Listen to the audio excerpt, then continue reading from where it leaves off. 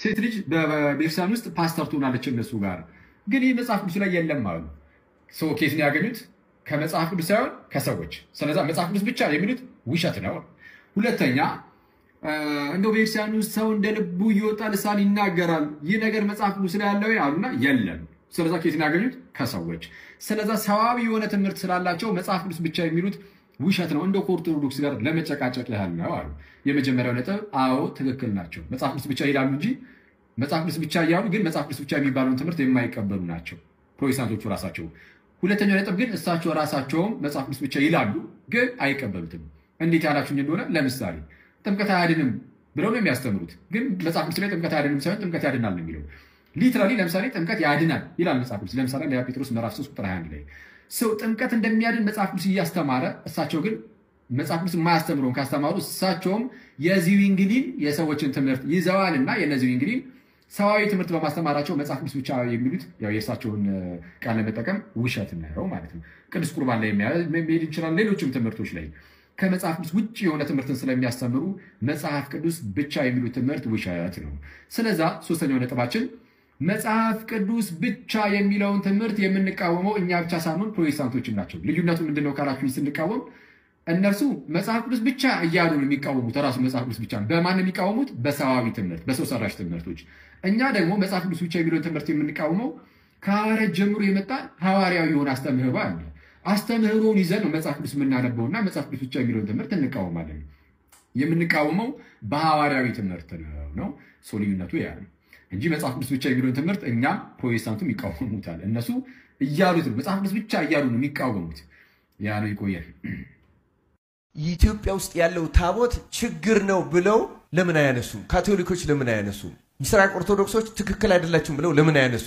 ግብጾች ለምን አያነሱ ታቦት አንዳንዶቹ እንደሚሉት ከሆነ ተመልከቱ ታቦትን ጥያቄ አድርገው የሚያነሱት እነማን ናቸው የሚናደዱት እግዚአብሔር ሲከብር ይናደዳሉ እኛ ጽላት ስናከብር የምናከብረው እስራኤላውያን እግዚአብሔር ለሙሴ የሰጠውን ያከብሩ እንደነበር ህግን የእግዚአብሔርን ስም እግዚአብሔር የሰጠውን ነገር ከማክበር በላይ እግዚአብሔርን ማክበር የለም አምልኮ ሳይኖረው አንድ ሰው አምልኮ ስለሚፈጸም ስለመሰዊያው ለምን ይጠይቃል መስዋዕት ሳይኖረው ስለመሰዊያው ለምን ይጠይቃል እግዚአብሔርን እየተሳደቡ ነው ደፋሮች ናቸው የእግዚአብሔር ቤተሰቦች ከመጽሐፍ ዕውቀት ይወጡም ናቸው መጽሐፍን አያነቡም አያውቁም አጠቃለው ያውቁም አለፍ ይያሉ ምንጭ መጀመሪያና መጨረሻውን የማያውቁትን መጽሐፍ ነው የሚጠቅሱት ጽላት አያስፈልግም ካል እግዚአብሔር አምላክህ እኔ ነኝና ከኔ በቀር ሌላ አምላክ አይኑር የሚለው አያስፈልግም ይያልን ነው ይሄ እንዴት አያስፈልግም ይባላል ሴቶቹን ብታያቸው ከባታቸው በላይ የሆነ ቀሚስ አያደርጉ አሁን የፈረንጅ ባህል ነው ከባት ወደ ላይ ቁምጣ አከል የመጣ እንጂ አሁን በዘመናዊነት ከሆነ እስራኤሎች ዘመናዊ ያላቸው ሃይማኖትን ብትጠብቅ መንግስተ ሰማያትን ታገኛለህ መንግስተ ሰማያትን ባህል በመጠበቅ አላገኝም በማህበረሰብ ውስጥ ያለ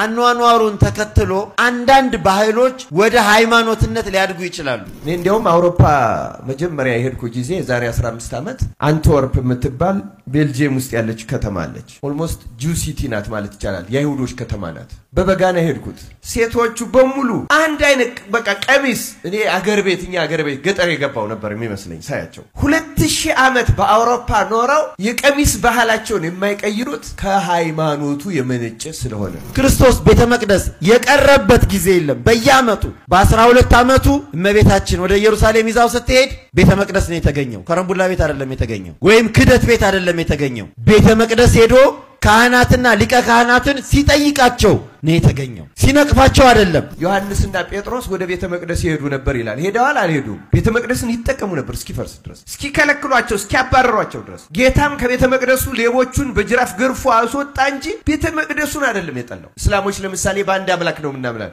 ተቀባይነት የላቸውም በእኛ እምነት አይሁዶች በአንድ አምላክ አሁንም ያምናሉ ተቀባይነት የላቸው ብትችል ባትችል እቺን ጸሎት አድርግ በልተ ደግሞ ስትነሳ አቤቱ የነፍሴና ሥጋዬ ፈጣሪ እግዚአብሔር ኢየሱስ ክርስቶስ ይሄን ሰጠኝ የተመገብኩትን ምግብ ለጤናና ለፍቅር አድርግልኝ ነገር ግን ለትዕቢትና ለኃጢአት መስሪያ ኃይል ማገኛ አይሁንብኝ ከመመገቤና ከተመገብኩም በኋላ ስምህን ለመጥራት አንተን ለማመስገን ኃይልና ብርታት ማድገኛ ይሁንልኝ ሥጋዬ በጥጋብ ተሞልቶ ፈጣሪዬን አንተን እንዳድረሰ አይነ ልቦዬን አብራልኝ ይቺ በልተ ከተነሳ ይሄን ገና ከመግቡ ከመቅረቡ ፈጽሞ ያንን በፊት ጸልየ እሺ አሜን አቤት ጌታዬ አቤት እግዚኦ ብላችሁ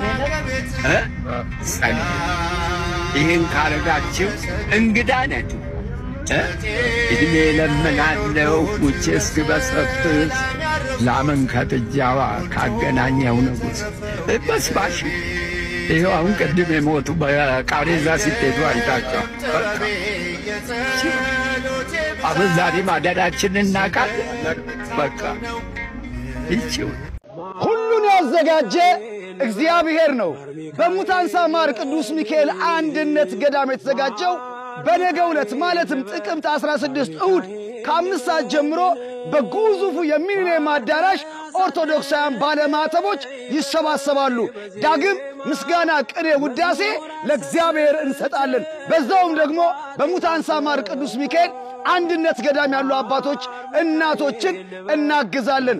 ኦርቶዶክሳውያን ሁላችሁ እስቲ በኮሜንት ላይ አንቀርም እንመጣለን በሉ። እንደተለመደው ሚሊኒየም አዳራሽ በእኛ ኦርቶዶክሳውያን ባለማተቦች ትደምቃለች። ታዲያ እኔ ወንድማችሁ ደግሞ በሚሊኒየም አዳራሽ ለ100 ኦርቶዶክሳውያን ባለማተቦች ትኬት ይዤ እጠብቃችኋለሁ። እናንተ ደግሞ ትኬት ቆርጬ መግባት እፈልጋለሁ ለምትሉ ከላይ ባስቀመጥኩላችሁ ስልክ መደወል ትችላላችሁ። በአዲስ አበባና በአካባቢዋ የምትኖሩ ኦርቶዶክሳውያን ሁላችሁም ከ5 ሰዓት ጀምሮ ወደ ሚሊኒየም አዳራሽ እንድትመጡ እንጋብዛችኋለን። ሁላችሁም ነጭ ልብስ ለብሳችሁ እንደ ቀድሞ በሚሊኒየም አዳራሽ ሌላ ተአምር እንሰራለን። ሙታንሳ ማር ቅዱስ ሚካኤል አንድነት ገዳም እጄ ላይ ፎቶ አለ የማን የዮሐን ነገር ግን ኢቭን እንኳን ለኔ ተሰጠኛለህ ፈልገህ ኢቭን እንኳን ኤርሚያስ ጥሪውን ባይቀበለው ላከሌላኔ እስልምና ላይ አፉን ሲከፍት የነበረው እንዳለ ፐብሊክ ላይ እናሰጣለታለን። ናዝሬት ነው የሚኖረው ይጠይቁታል። በቃ ለኔ ቪዲዮን ፎቶን ትልክልኛለህ ነው ፊት ለፊት አድርገህ ትሰብካለህ አባቴ። ለእኔም አሁን ላክልኝ ወንድም ልክላችሁ። ገዳዮች ወንጌል አለ ሰውየው። የገዳዮች የአራጆች ወንጌል ማለት ይሄ ነው እንግዲህ። ባይ ኤኒ ሚንስ ዮሐድ ፎቶን ማሳየት ቪዲዮን ማሳየት ካልፈለገ የሱን ፕራዮሪቲ ለናከብርለት ያስፈልጋል። ከዛም ባለፈ ደግሞ ሐሳብን በሐሳብ መሞገት የማይችሉ የአንዳንድ እምነት ተከታዮች በሰዎች ላይ በሚያሳድሩት ተጽዕኖ ምክንያት ህይወቱን አደጋ ላይ መጣል ስላልፈለገ ወይም አገልግሎቱን በስውር ማገልገል ስለፈለገ የማገልገል መብቱ መከበር ሲገባው አሁን ላይ ግን ኤርሚያስ እና ዮናስ ሙሉነ እንዲሁም ደግሞ በዙሪያቸው ያሉ ጋሻ ጃግሬዎቻቸው የዮሐድ ፎቶ አለን ለሙስሊሞች እንሰጣለን አደባባይ ላይ እናሰጣዋለን እንደፈለጉ ያደርጉት አይነት የሚል ሐሳብ በዚህ በሶሻል ሚዲያ ላይ ሲያስተላልፉ ተመልክተናል። ይሄ ፈጣን ይቅርታ የሚያስፈልግ ነውረኝነት ነው። ሰውን አሳልፎ መስጠት ለሞት ለአደጋ እንዲዳረግ ማድረግ ከክርስቲያናዊ ስነ ምግባር የወደቀ ነው። ለዚህ ነው ፍቅር የላችሁም የምለው። የሚሰውር የሚሸሽግ ፍቅር የላችሁም።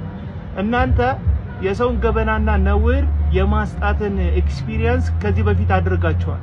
የወንድማችንን አማን ሻሎምን ፎቶ አውጥቶ በማስጣት ጀግና የሚል ስም ስላገኛቸው አሁን የፕሮቴስታንቱ መታወቂያ እንደዚህ ሆኗል። መረጃ አለኝ አሰጣልሃለሁ አጋልጣለሁ እንደዚህ አደርጋለሁ ነው በቃ ፕሮቴስታንቱ አብዛኛውን ሚዝተው። ይሄው መረጃ አለኝ የሚሉ ሰዎች ግን ከአመፀኞች ጋር ከክፉ አድራጊዎች ጋር ደግሞ ሲተባበሩ ትመለከታቸዋላችሁና እንዴት አይነት አውሬነት እንዴት አይነት ክፋት ነው ግን ኤርሚያስና በዙሪያ የከበባችሁ ሰዎች አላችሁ። እናንተ ናችሁ አሁን ለኦርቶዶክስ ቤተክርስቲያን ወንጌል የምትሰብኩት ለክርስቶስ የቀናችሁት ፍቅር ያላችሁ የመስቀሉን ፍቅር የምትተገብሩት እናንተ ናችሁ እውነትን የምትገልጡት እናንተ ናችሁ በጽድቅ ሰውን እንዲድን ከመፈለግ ወንጌልን የምታገለግሉት። አጋልጣለሁ በሐሳብ ከማንም ጋር ልትለያዩ ትችላላችሁ። ከኦርቶዶክስ ጋር ሊሆን ይችላል ከፕሮቴስታንት ጋር ግን ሰው ነፍሱን እስኪያጣ ድረስ ማሳደድ ምን የሚሉት አይነት ክርስትና ምን የሚሉት አይነት የወንጌል አገልግሎት እና በተቻለ መጠን በአፋጣኝ ይቅርታ እንድትጠይቅ ጥሪ ያቀርብልሃል። በርግጥ እኔ እንደ እውነተኛ የወንጌል ሰባኪ ተቀብዬ ማላቅም ወደፊትም አልቀበልም አይመለከተኝም። የሚከተሉክም ሰዎች ተሳዳቢዎች፣ አመፀኞች፣ በክፋት የሚራመዱ ያንተ ቢጤዎች ናቸው። በኮሜንት ሴክሽን ላይ ዛቻ የሚዝቱ ሰውን የሚያዋርዱ ሰውን የሚሳደቡ ናቸው። ስነ ምግባር የጎደላቸው ናቸውና በፍጥነት ይቅርታ እንድትጠይቅ አሁን አንተ ነህ ፕሮቴስታንትን ወክለህ ፕሮቴስታንት ሁሉ ኦርቶዶክስን ጠል እንደሆነ እንዲታሰብ እያደረግክ ያለው። እኛ ወንጌል አማኞች ኦርቶዶክሳውያን አንጠላቸው። የሐሳብ ልዩነት ሊኖረን ይችላል። በሰለጠነ መንገድ በመነጋገር በመቀራረብ ሊፈታ የሚችል ነው የሐሳብ ልዩነታችን እንጂ አንዳችን እስክንገድል ድረስ የምናሳደድበት ምንም አይነት የወንጌል ግራውንድ የለን። ወንጌል ስለሌላው መሞት እንጂ ሌላውን መግደል አይደለም። ይሄ የነፍሰ ገዳይ ወንጌልህን እዛው ትጠለዋለህ።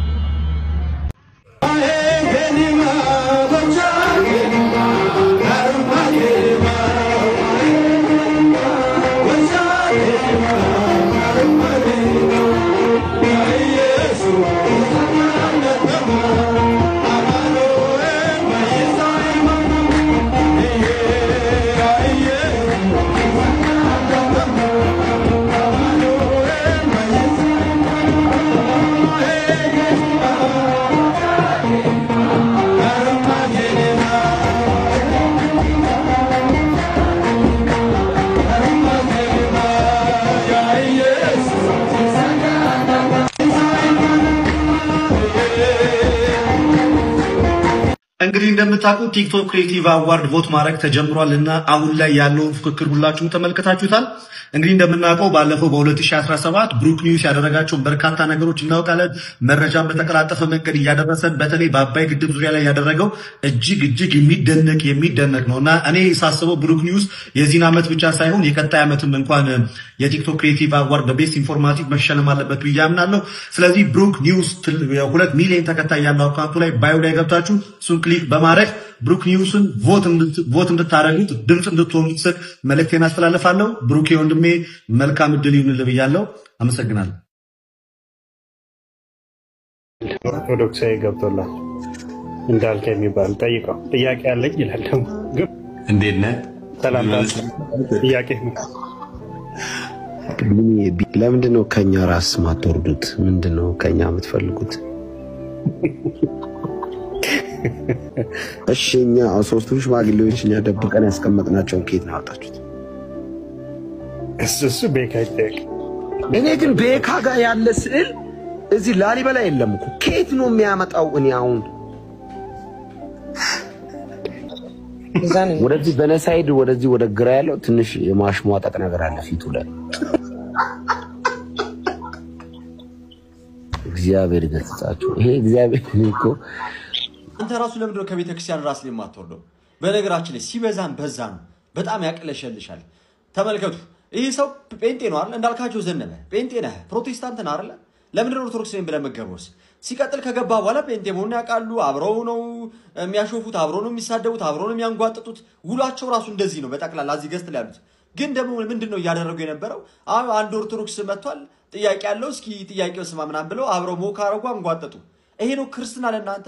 ይሄ ነው ወንጌል? እንዲህ ነው ወንጌል እያላችሁ እንዲህ ነው ክርስቶስን እየሰበካችሁ ያላችሁት?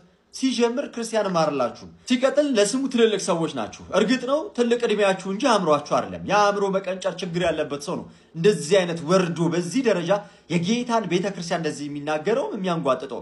ለነገሩ ከዝንብ ማር አንጠብቅም።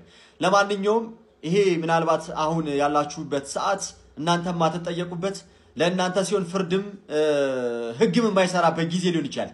ጊዜ ግን ይመጣል። ቸርነት ምሕረት ከበዛልኝ ለስም ውዳሴ ጥንያለኝ ክብርና ሞገሴ አንተ ነህ ጌታ። ተመስገን ተመስገን ጠዋትና ማታ ተመስገን ተመስገን ተመስገን ጠዋትና ማታ። ክብር ነው ክብርህን መናገሬ ጽድቅ ነው ፍቅርህን መመስከሬ። ጌታዬ አምላኬ እልሃለሁ ስጠራ ሳመልክ እኖራለሁ። ጌታዬ አምላኬ እልሃለሁ ስጠራ ሳመልክ እኖራለሁ። ጥቅምት 16 በሚሊኒየም አዳራሽ ሁላችሁም እንዳትቀሩ። እሁድ ጥቅምት 16 በሚሊኒየም አዳራሽ ማንም ሰው እንዳይቀር። እሁድ ጥቅምት 16 በሚሊኒየም አዳራሽ እንዳትቀሩ። ጥቅምት 16 በሚሊኒየም አዳራሽ ታላቅ መንፈሳዊ ጉባኤ አለ። ስለ ሙታንሳ ማር ቅዱስ ሚካኤል ገዳም ታውቂያለሽ? አዎ አውቃለሁ። እሺ እስካሁን ምን ሰርታል? የእናቶችን በዓት ሰርተን ጨርሰናል እና መንገዱ እንዳለቀም አውቃለሁ። እሺ እግዚአብሔር ይስጥልኝ። አመሰግናለሁ። እኔ ደግሞ ትኬት ልጋብዝሽ። ወንድሜ እንደምን አለ? ያያ ዘልደታ ባላለ እሁድ ጥቅምት 16 በሚሊኒየም አዳራሽ ጉባኤ አለ። ለሙታንሳ ማር ቅዱስ ሚካኤል አንድነት ገዳም ነው እና ልጋብዝ ነው። በጣም ደስ ይለኛል።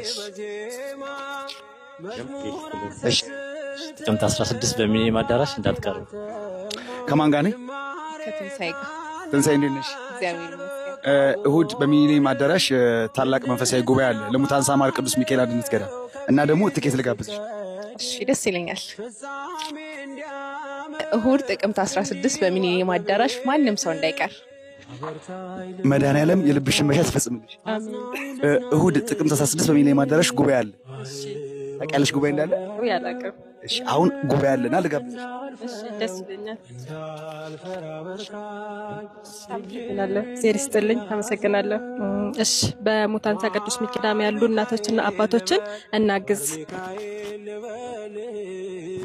ሰላም ወንድሜ። ሰላም። ከማን ጋር ነኝ? ከማኑኤል። ጥቅምት 16 በሚሊኒየም አዳራሽ ጉባኤ አለ። እሺ ለአንተና ለጓደኞቼ ልጋብዝ። ትመጣለህ? እመጣለሁ። እርግጠኛ ነህ? እርግጠኛ። እሺ ሙታንሳ ማር ቅዱስ ሚካኤል ገዳምን ታውቀዋለህ? በስም አውቀዋለሁ። በአካል ልጄ ጎብኝቼው አላውቅም፣ ግን አውቀዋለሁ። በምንድን ነው የምታውቀው? ሶሻል ሚዲያ ላይ ምናምን ብዙ ጊዜ ሲተዋወቅ ብዙ ጊዜ አይቻለሁ። በሙታንሳ ማር ቅዱስ ሚካኤል ከምታውቀው ምን ነገር ተሰርቷል? የእናቶች በዓት ያው ከሳር ቤት ነበር የሚኖሩት። ያው ከዛ ተሰርቶ ወደ መኖሪያ ቤት እንደተሰራላቸው እሱን አውቃለሁ። መንገዱም ተሰርቶ እንዳለቀ ሰምቻለሁ። አንተ ጎበዝ ነህ። ጋይስ ለእንደዚህ አይነት ወንድም 2 ትኬት ነው የምንሸልመው። እሑድ ጥቅምት 16 በሚሊኒየም አዳራሽ እንዳትቀሩ። የማረለላ ነው ሚካኤል ያንተ ስም ማር ሚካኤል ስል ማርማራ ለዋፌ ወደደ የእውነት ነው በምልጃ ተርፌ። ከዚህ መሃል እኔ ምን አተረፍኩኝ? ለካ የሙታንሳ ማር ቅዱስ ሚካኤል አንድነት ገዳም ብዙ ኦርቶዶክሳውያን ልብ ውስጥና አንደበት ውስጥ እንዳለ ተረድቻለሁ። ሙታንሳ ማር ቅዱስ ሚካኤል የፊታችን እሁድ ጥቅምት 16 በሚሊኒየም አዳራሽ ሁላችሁም ተጋብዛችኋል። ትኬቱን መግዛት ለምትፈልጉ ሰዎች ከላይ ባለው ስልክ ቁጥር ተጠቅማችሁ እንድትገዙ። እነሆ ደግሞ ምናልባት በቦታው መገኘት የማትችሉ ሰዎች ካላችሁ ገዳሙን ለማገዝና ለመርዳት በረከት ለመካፈል የምትፈልጉ ከላይ ባስቀመጥኩላችሁ አካውንት ሁላችሁም ያቅማችሁን አድርጉ። ሙታንሳ ማር ቅዱስ ሚካኤል በሁሉ ኦርቶዶክሳውያን ልብና አንደበት ላይ በመኖሩ ደስ ብሎኛል። ሁላችሁም ኮሜንት ላይ ሙታንሳ ማር ቅዱስ ሚካኤል እያላችሁ ጻፉልኝ።